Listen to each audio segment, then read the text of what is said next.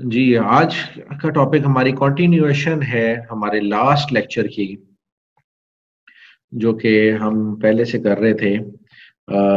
Cost volume and profit analysis, CVP analysis को हम आगे लेके चलेंगे। हमने लास्ट क्लास के अंदर सीवीपी एनालिसिस में ब्रेक इवन पॉइंट एनालिसिस किया था जी। ब्रेक इवन के बाद हमने कंट्रीब्यूशन मार्जिन निकाला था, और कंट्रीब्यूशन मार्जिन के साथ साथ हमने कंट्रीब्यूशन मार्जिन रेशो निकालना सीखी थी। आज जो हम लोगों ने चीजें करनी है उसके अंदर सबसे पहले आती है कंट्रीब्यूशन मार्जिन के बाद जो चीज आती है वो उसको कहते हैं margin of safety. Margin of safety ऐसा जितना बड़ा एक कॉन्सेप्ट नहीं है, ये बहुत ही बेसिक सी चीज है। मार्जिन ऑफ सेफ्टी का अगर हम मतलब देखें टर्म्स के अंदर, तो वो ये है कि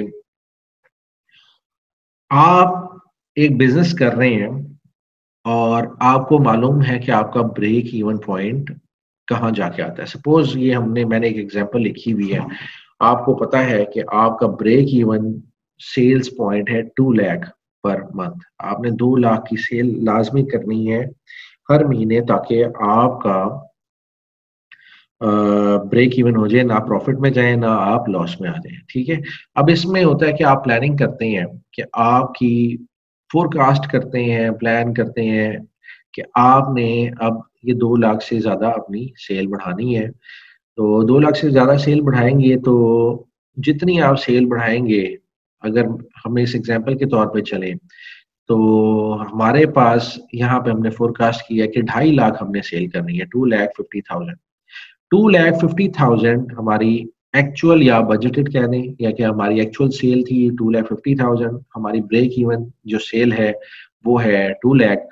तो इनमें जो दोनों में डिफरेंस आएगा, जो कि है 50,000 का, वो that is your margin of safety. यानी कि आपके पास कितना मार्जिन है कि आप ब्रेक इवन या से लॉस में चले जाएं। ब्रेक इवन पॉइंट है 2 लाख का। 2 लाख से ऊपर जितना जाएंगे वो आपका मार्जिन ऑफ सेफ्टी है। लेकिन जैसे ही आप 2 लाख को 200,000 को टच करेंगे या इससे आप नीचे आएंगे, तो you will be at break even at 200,000, और 200,000 जैसे आप नीचे आएंगे तो you will be in loss. तो इसकी डेफिनेशन देख लेते हैं। Amount up to which sales can drop, आपकी सेल मैक्सिमम जो ड्रॉप होगी वो आपके ब्रेक इवन पॉइंट तक होनी चाहिए, जो कि 200,000 है, before we start losing money, इससे पहले कि आपने पैसे गंवाना शुरू कर दें। इस एग्जाम्पल के अंदर हमारे पास फोरकास्टेड सेल्स है 2,50,000। उसके बाद ब्रेक इवन सेल्स हम लोगों ने जो कैलकुलेट की है, लास्ट लेक्चर में हमने ब्रेक इवन सेल्स कैलकुलेट करना सीख ली थी कि हमें ब्रेक इवन सेल्स किस तरीके से कैलकुलेट करते हैं। तो हमें ब्रेक इवन सेल्स बताया है जी 2 लाख की, और जब हमने फोरकास्टेड सेल में से ब्रेक इवन सेल्स को लेस किया तो हमारे पास 50,000 आ गया, और ये 50,000 का बफर हमारे पास मौजूद है। ये मार्जिन ऑफ सेफ्टी कहलाता है। अगर हम इसकी परसेंटेज निकालना चाहें, मार्जिन ऑफ सेफ्टी की परसेंटेज किस तरह निकालेंगे कि हम लोग डिवाइड करेंगे। ये 50,000 हमारा बफर में है, मार्जिन ऑफ सेफ्टी है जी। मार्जिन ऑफ सेफ्टी को हम डिवाइड कर देंगे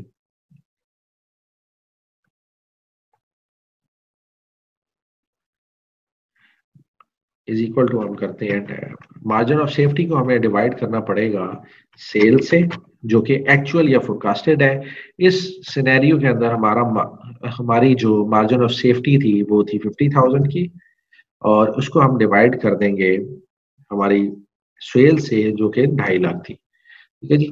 जब हमने मार्जिन ऑफ सेफ्टी को डिवाइड किया, तो हमारे पास जो निकल के आया है अमाउंट, वो है जी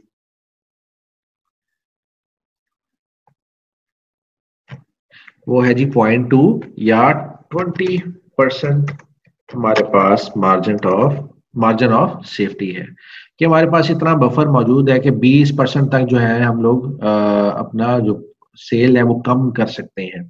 लेकिन जैसे ही हम इस 20% से नीचे आएंगे तो विल स्टार्ट लूजिंग मनी, और हम लोग लॉस में आ जाएंगे। तो अगर आसान अल्फाज में देखें, ब्रेक इवन पॉइंट है 2 लाख। 2 लाख से ऊपर जितनी अमाउंट लेके जाएंगे वो मार्जिन ऑफ सेफ्टी में आ जाएगी। सपोज 3 लाख तक जाते हैं तो हमारे पास 3 लाख और 2 लाख का जो डिफरेंस है वो 1 लाख का है, तो 1 लाख हमारे पास मार्जिन ऑफ सेफ्टी है, ठीक है। और इसकी परसेंटेज निकालने के लिए हम लोग डिवाइड करेंगे, 1 लाख को डिवाइड कर देंगे हम 3 लाख से, तो हमारे पास मार्जिन ऑफ सेफ्टी निकल आएगा जो कि 33.3% है। तो ये था जी छोटा सा कॉन्सेप्ट मार्जिन ऑफ सेफ्टी का। मार्जिन ऑफ सेफ्टी हमें पता होना चाहिए, क्योंकि जब हम बिजनेस करते हैं तो हम हर तरह की कैलकुलेशन करते हैं, क्योंकि प्रॉफिटेबिलिटी की कैलकुलेशन तो करनी है, और हमें पता होना चाहिए हमारा ब्रेक इवन पॉइंट क्या है, ताकि हम ज्यादा से ज्यादा कोशिश करें कि हम अपनी एक्चुअल सेल्स को बढ़ा सकें और हम सेफ एरिया में रहें, क्योंकि हर बिजनेस का मकसद ही ये है कि प्रॉफिट कमाना है। तो प्रॉफिट आप तभी कमाएंगे जब आप ब्रेक इवन से ऊपर जाएंगे। तो खैर नेक्स्ट है जी डिग्री ऑफ ऑपरेटिंग लेवरेज। अच्छा जी, डिग्री ऑफ ऑपरेटिंग लेवरेज क्या है? सबसे पहले उसके लिए हमें समझना पड़ेगा कि ऑपरेटिंग लेवरेज क्या चीज है। According to your book, operating leverage examines the degree to which your business uses your fixed cost। किस हद तक हम अपनी फिक्स्ड कॉस्ट को इस्तेमाल करते हैं अपने बिजनेस में, ठीक है। Which magnifies your profit as sales increase. ये कहाँ हमें नजर आएगा? ये हमें प्रॉफिट की सूरत में नजर आएगा जब हमारी सेल्स बढ़ेगी, but also increases your losses as sale drop. और जब हमारी सेल ड्रॉप होती है तो हमारे लॉसेस की सूरत में हमें ज्यादा नजर आता है। अच्छा जी, इसको फर्दर एक्सप्लेन किया गया है, हम वो भी देख लेते हैं। The extent to which an organisation uses fixed cost in its cost structure is called operating leverage. हर ऑर्गेनाइजेशन का एक कॉस्ट का स्ट्रक्चर होता है जिसमें फिक्स्ड कॉस्ट होती है, वेरिएबल कॉस्ट होती है, और ये दोनों को मिला के हम कहते हैं टोटल कॉस्ट, ठीक है जी। इसके अंदर मुख्तलिफ टाइप की कॉस्ट और भी आ जाती है, लेकिन हम मेजर ये फिक्स्ड और वेरिएबल कॉस्ट में इनको डिवाइड करते हैं। तो जब फिक्स्ड और वेरिएबल कॉस्ट मिला के एक टोटल कॉस्ट बनती है, उसमें हमारा कॉस्ट स्ट्रक्चर देखना होता है कि वेरिएबल कॉस्ट या आपकी फिक्स्ड कॉस्ट आपकी टोटल कॉस्ट की कितनी परसेंटेज है, ठीक है जी। A firm with a higher proportion of fixed cost, एक ऐसी फर्म जिसका फिक्स्ड कॉस्ट का प्रोपोर्शन ज्यादा है और वेरिएबल कॉस्ट का लो प्रोपोर्शन है टोटल कॉस्ट के अंदर, उसकी ऑपरेटिंग लेवरेज हाई होती है, लेवरेज जो है उसकी हाई होती है। ये हमें ऑपरेटिंग लेवरेज हाई किस तरह होगी, इसमें आप ये देख लो। इसको अंडरस्टैंड करने के लिए मैं अभी थोड़ी देर के अंदर आपको एग्जांपल भी करवाऊंगा, उसके अंदर हमें आइडिया हो जाएगा कि हम किस चीज की बात करें। लेकिन एक चीज का आइडिया लगाए इसमें कि आपकी वेरिएबल कॉस्ट, सॉरी आपकी प्रोडक्ट कॉस्ट है एक टोटल, उसमें आपकी फिक्स्ड कॉस्ट का पोर्शन जो है आपका काफी ज्यादा है, फिक्स्ड कॉस्ट का पोर्शन आपका ज्यादा है। उसमें क्या होता है कि जैसे ही आपकी सेल्स इंक्रीज करती है तो आपकी total cost of the product गिरना शुरू हो जाती है और आपकी प्रॉफिटेबिलिटी में जाना शुरू करते हैं। लेकिन जैसे ही आपकी सेल गिरना स्टार्ट होती है तो आप मोर क्विकली मूव कर जाते हैं लॉसेस की तरफ, या आप ब्रेक इवन की तरफ बहुत जल्दी मूव ऑन करना शुरू करते हैं। ये चीज मैं अब आपको एक्सप्लेन करता हूँ with the help of a example. हम एग्जांपल स्टार्ट करते हैं जी। अ कंपनी सेल्स, इसमें हमारे पास ये एक एग्जांपल दी हुई है जी। A company sells a product for 30 per unit with a variable cost of 12 per unit, fixed cost are 30,000, ठीक है जी। अब हमने क्या किया, अब हमें यहाँ पे एक छोटा सा यहाँ पे एक बना लेते हैं आपकी अंडरस्टैंडिंग के लिए एक स्केड्यूल सा बना लेते हैं जी। उसमें सबसे पहले हम लिखते हैं जी सेल्स। सेल्स है हमारी, वो कहता है जी कि a company sells product for 30 per unit है जी, ठीक है जी। 30 पर यूनिट है एट द रेट ऑफ, हाँ जी, हमने कितने यूनिट सेल किए हैं, फिक्स्ड कॉस्ट है 30,000, 30 पर यूनिट, वेरिएबल कॉस्ट है 12 पर यूनिट। सेल्स कहते हैं जी 2000 यूनिट्स आपने की हैं। सेल्स में यहाँ पे ले देता हूँ जी 2000 यूनिट्स हैं, 2000 यूनिट्स है। तो टोटल सेल्स हमारी जी, मैं यहाँ पे एक कॉलम छोड़ के इनकम स्टेटमेंट लिख देते हैं जी। जी यहाँ पे हमारे पास 30 मल्टीप्लाई बाय सेलिंग प्राइस को जब हम मल्टीप्लाई करेंगे यूनिट्स के साथ तो हमारे पास टोटल अमाउंट निकल आएगी। ठीक है जी। वेरिएबल कॉस्ट हमें सवाल में बता रहा है कि वेरिएबल कॉस्ट है 12 पर यूनिट। ठीक है जी। हमने यूनिट्स कितने सेल किए हैं, हमने यूनिट्स 2000 सेल की हैं, तो हमारी वेरिएबल कॉस्ट निकल के आ जाएगी 2000 मल्टीप्लाइड बाय 12, तो ये बन गई जनाब हमारी 24,000 की वेरिएबल कॉस्ट। और इन दोनों का डिफरेंस लेंगे, 60,000 में से माइनस करेंगे हम जब 24,000, तो हमारे पास क्या आ जाएगा, हमारे पास कंट्रीब्यूशन मार्जिन निकल के आ जाएगा। जब कंट्रीब्यूशन मार्जिन आ गया, आपको याद होगा लास्ट लेक्चर्स में हमने ये चीज स्टेब्लिश कर ली थी कि सेल्स में से अगर वेरिएबल कॉस्ट सिंपली निकाल दें तो हमारा कंट्रीब्यूशन मार्जिन आ जाता है, और उसके बाद हम फिक्स्ड कॉस्ट जब इसमें से लेस करते हैं तो अब हमारे पास ऑपरेटिंग इनकम आ जाएगी।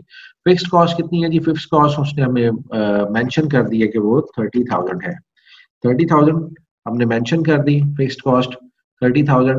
अब जब हम इसमें से लेस करेंगे फिक्स्ड कॉस्ट में कंट्रीब्यूशन मार्जिन में फिक्स्ड कॉस्ट, तो हमारे पास निकल के आ जाएगा कि हमारा नेट इनकम कितनी है जी। अब हमारी नेट इनकम निकल के आई है 6,000 की। ठीक है, 6,000 की नेट इनकम आई है, तो हम डिग्री इसकी देखते हैं कि डिग्री ऑफ ऑपरेटिंग लेवरेज क्या है। डिग्री ऑफ ऑपरेटिंग लेवरेज निकालने का तरीका ये है कि contribution margin divided by operating income. इसको थोड़ा सा मैं बड़ा कर देता हूँ ताकि ये साफ सुथरा नजर आए, या इसका फॉन्ट भी मैं बड़ा कर देता हूँ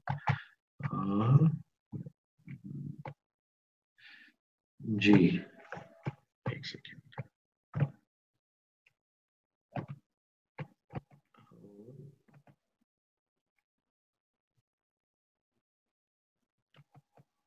थिंक है अब जो ज्यादा है ये क्लियर नजर आएगा आपको जी।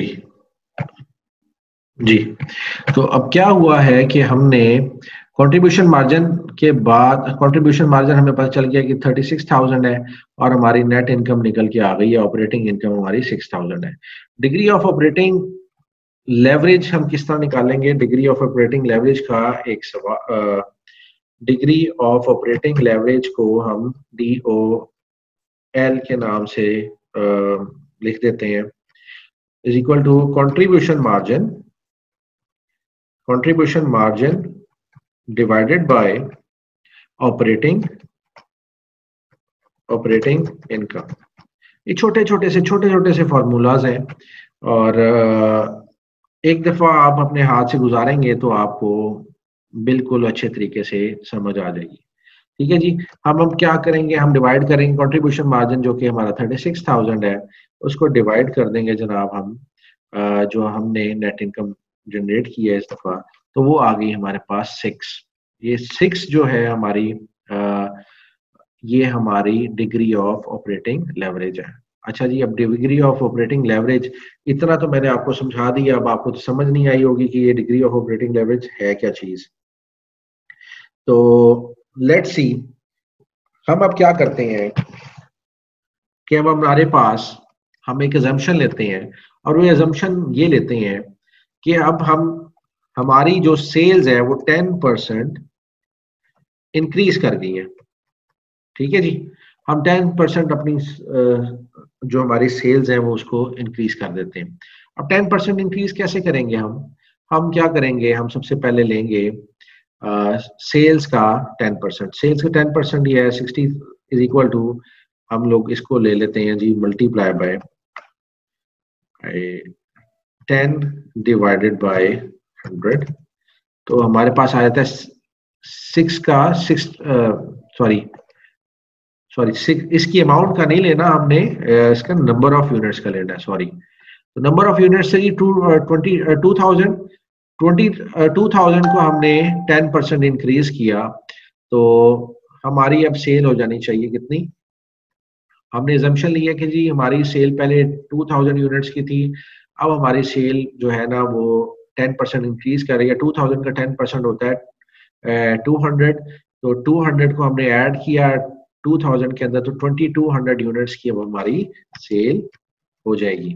2200 यूनिट्स की जब हमारी सेल हुई तो ऑब्वियसली मैन्युफैक्चर कितने यूनिट्स हुए, मैन्युफैक्चर भी हमारे 2200 यूनिट्स हो गए। जब मैन्युफैक्चर हमारे 2200 यूनिट्स हुए हैं, ठीक है, तो अब इनकी कॉस्ट ले लेते हैं। 2200 इंटू 30 करेंगे तो हमारे पास इसकी, सॉरी 30, जी जी मैं आपका सवाल लेता हूँ बेटा, एक मिनट। 2200 इंटू हमने मल्टीप्लाई किया 30, तो हमारे पास 66,000 की जो है वो अमाउंट आ गई। और 66,000 के बाद हमने जब अपनी वेरिएबल कॉस्ट को कैलकुलेट किया, तो वेरिएबल कॉस्ट आपको पता है पर यूनिट है, वो पर यूनिट चेंज होती है। तो हम पर यूनिट जितने यूनिट्स हम ज्यादा लगाएंगे उतनी ही हमारी वेरिएबल कॉस्ट इंक्रीज कर जाएगी। तो इस सिनेरियो में हमें पता चला कि हमारी वेरिएबल कॉस्ट आई है 26,400। जब हमने 66,000 में से माइनस करना है 26,400, तो हमारे पास जो हमारा कंट्रीब्यूशन मार्जिन है वो 39,600 निकल के आया है। तो 39,600 निकल के आएगा, तो अब हम क्या करेंगे, हम इसमें से फिक्स्ड कॉस्ट को लेस कर देंगे। तो क्या फिक्स्ड कॉस्ट चेंज होगी? नहीं, fixed cost is a cost which remains fixed through out the time period. आपकी फिक्स्ड कॉस्ट कभी भी चेंज नहीं होगी।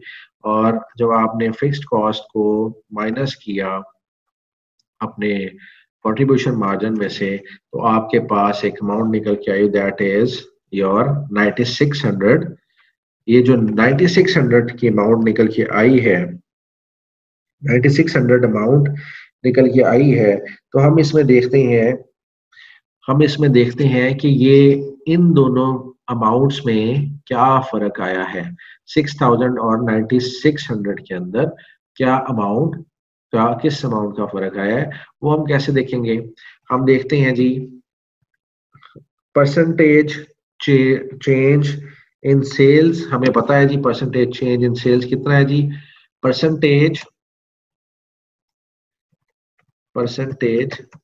Change in sales is 10%। जी हमने पहले assumption ली थी कि 10% चेंज करेंगे।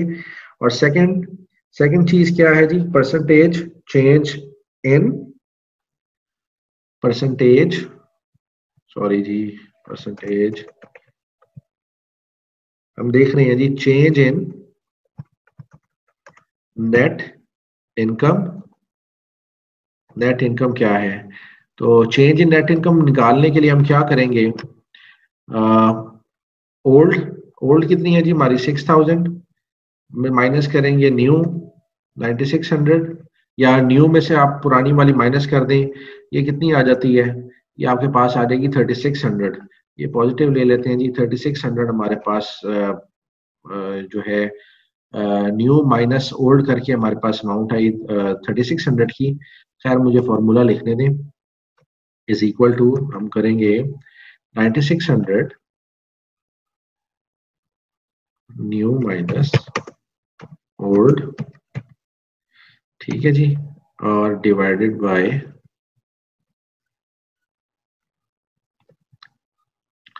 इसको हम टोटली डिवाइड करेंगे ओल्ड से, ठीक है, इसको हमने ओल्ड से डिवाइड किया।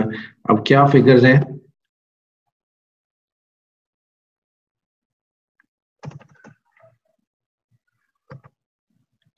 अब फिगर्स क्या आ रही हैं जी, हमने 6000 को माइनस करना है, सॉरी 9600 को माइनस कर देना है 6000 से, और फिर हमने इसको टोटल को डिवाइड करना है 6000 से। तो हमारे पास 0.6 की वैल्यू आ रही है। 0.6 इज इक्वल टू योर 60% आपकी जो है वो चेंज आ गई है। तो 60% आपकी चेंज आई है, इसका मतलब ये है कि जो आपने 10% चेंज की थी सेल्स के अंदर, उसकी वजह से आपकी 60% जो है इनकम वो इंक्रीज हो गई है। अब 60% इंक्रीज जो हुई है उसको हम देखते हैं कि वो क्या फर्क है जी। यहाँ पे मैं 60 डायरेक्टली लिख देता हूँ, ये यहाँ पे लिख दिया जी,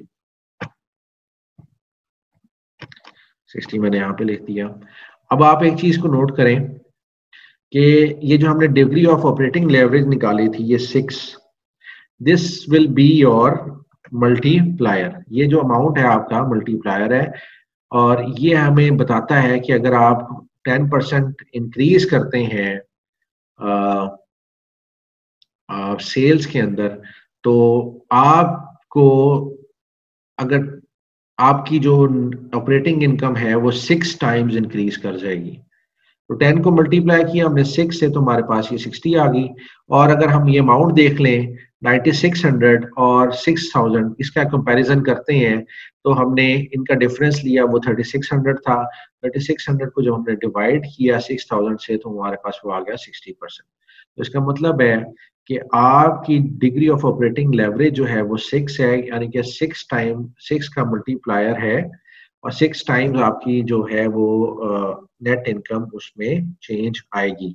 कुछ भी आप चेंज करते हैं सेल्स के अंदर, तो आपकी नेट इनकम 6 टाइम्स इसमें इंक्रीज या डिक्रीज हो जाएगी। लेकिन यहाँ इस सिनेरियो में हमारी इंक्रीज हो रही है।